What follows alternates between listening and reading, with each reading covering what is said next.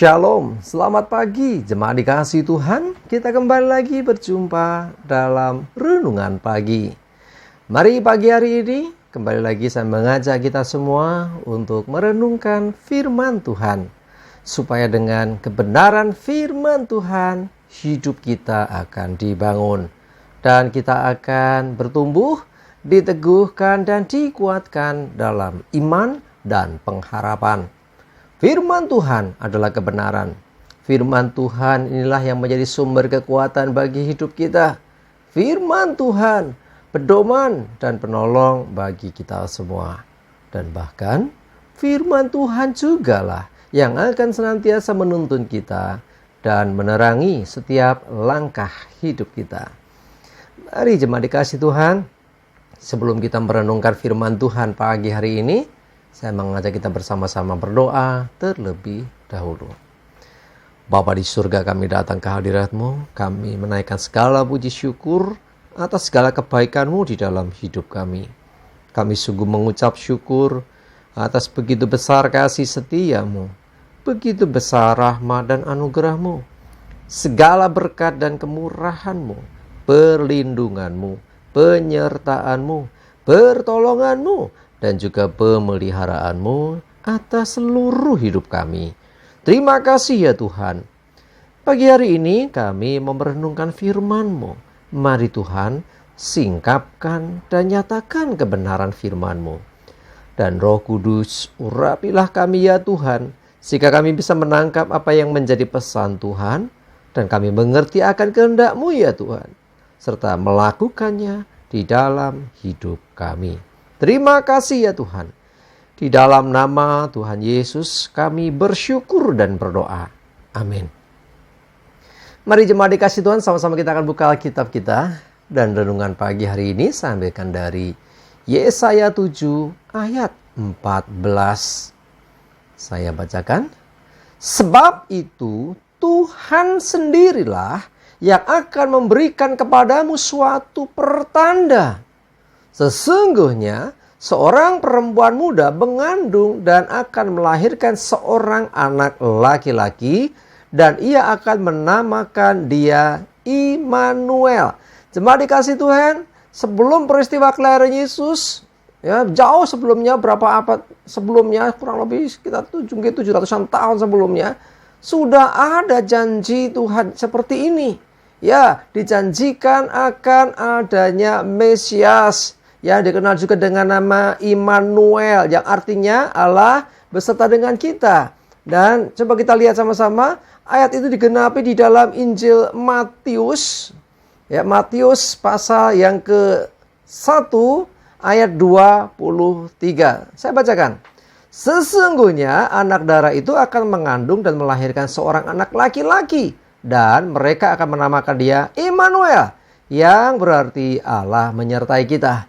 Jemaat dikasihi Tuhan, jadi sesungguhnya peristiwa Natal, selain memang itu penggenapan janji Tuhan, selain juga itu bukti kasih Allah yang nyata bagi kita, Natal bermakna juga bukti penyertaan Allah, bukti bahwa Tuhan menyertai kehidupan manusia. Itulah kenapa dia disebut Immanuel, yang berarti Allah menyertai kita. Allah ada bersama-sama dengan ciptaannya. Allah bersama-sama dengan manusia. Ya, itulah Yesus Kristus yang hari ini, ya, hari-hari ini kita peringati. Ini udah malam Natal ya. Jadi besok kita akan memperingati hari kelahiran Mesias, ya, hari Natal. Bapak Ibu sudah dikasihi Tuhan, kita mengerti bahwa peristiwa Natal itu sesungguhnya peristiwa sejarah, lebih dari sekedar cerita, bukan dongeng. Bukan sesuatu yang bisa dipaitu keneng, tetapi sesuatu yang sungguh terjadi.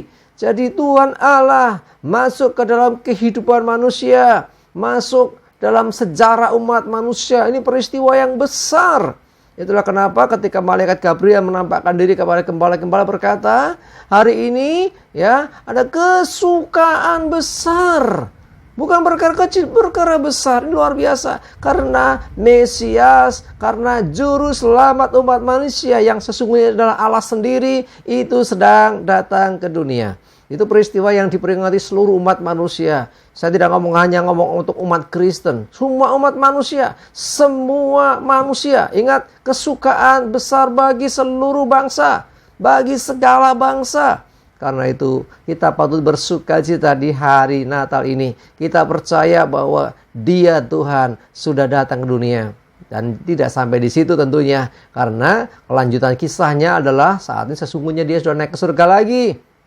Dan Dia berjanji akan datang kembali. Jadi kita kembali flashback ke belakang bagaimana sesungguhnya Allah telah menggenapi akan firman-Nya, menggenapi janjinya, yaitu bahwa Dia yang akan menjadi juru selamat. Dan proses menjadi juru selamat itu memang diawali dengan Dia datang ke dunia menjadi manusia. Karena apa? Karena Dia ingin menyelamatkan umat manusia. Dia harus berkorban. Nah, Dia melakukan semua itu. Diawali dengan peristiwa kelahirannya.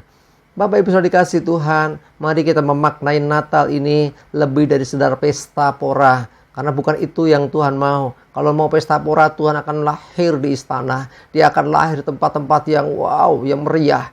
Ingat, Yesus lahir di tempat yang sepi, di mana tidak banyak orang yang tahu. Ya, Dia lahir di tempat yang tidak layak untuk seorang manusia pun lahir ke dunia. Tapi Dia Allah yang merendahkan diri sedemikian rupa. Dia Tuhan yang sedemikian rupa mau merendahkan diri, lahir di tempat yang tidak semestinya bagi seseorang dilahirkan. Itulah bukti Tuhan mengasihi semua umat manusia. Dari kalangan terbawah sampai teratas. Tidak ada pembedaan. Semua sama dalam pandangan Tuhan. Semua umat manusia butuh keselamatan. Semua umat manusia butuh anugerah Tuhan. Karena itulah Tuhan tidak membedakan siapapun dia.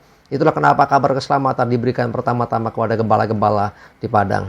Dan juga tentunya ada nanti orang-orang Majus yang mendapatkan kabar itu. Dari kalangan bawah sampai kalangan atas, semua itu adalah yang menjadi orang-orang yang menjadi sasaran untuk diselamatkan. Artinya Tuhan mau menyelamatkan mereka semua. Mari jemaat dikasih Tuhan, siapkan Natal dengan segala sesuatunya. Tetapi ingatlah selalu, Natal yang sesungguhnya adalah Yesus telah lahir ke dunia. Jangan lupa, jangan hanya ornamennya yang luar biasa, tapi pastikan Dia lahir di hati kita. Amin, kita berdoa. Terima kasih Tuhan, kami bersyukur di menjelang tanggal 25 Desember di mana umat Kristen memperingati Natal, memperingati hari kelahiran-Mu ke dunia ini. Dan biarlah kami memaknainya bahwa sungguh ini penggenapan janji-Mu, ini bukti kasih Allah, ini juga bukti penyertaan-Mu Tuhan, bahwa Engkau begitu mengasihi sehingga Engkau menyertai manusia, Engkau ada dalam kehidupan manusia, Engkau ada dalam sejarah umat manusia, dan itu menjadi peristiwa yang luar biasa, peristiwa Natal, peristiwa kesukaan besar untuk seluruh bangsa. Dan kami merayakan, kami mengucap syukur untuk apa yang telah Tuhan buat, dan Engkau menyatakan kasih-Mu sedemikian rupa. Biarlah Natal penuh damai, Natal penuh kasih buat kami semua. Terima kasih, kami mengucap syukur ya Tuhan. Berdoa menyerahkan hari ini hidup kami dan segala aktivitas kami. Mohon tuntunan dan penyertaan Tuhan. Jauhkan celaka mara bahaya, damai sejahtera sukacita dan segala berkat Tuhan menyertai kami semua. Dalam nama Tuhan Yesus kami bersyukur dan berdoa. Amin. Mari jemaat dikasih Tuhan, semangat terus, maju terus. Tuhan Yesus memberkati. Amin.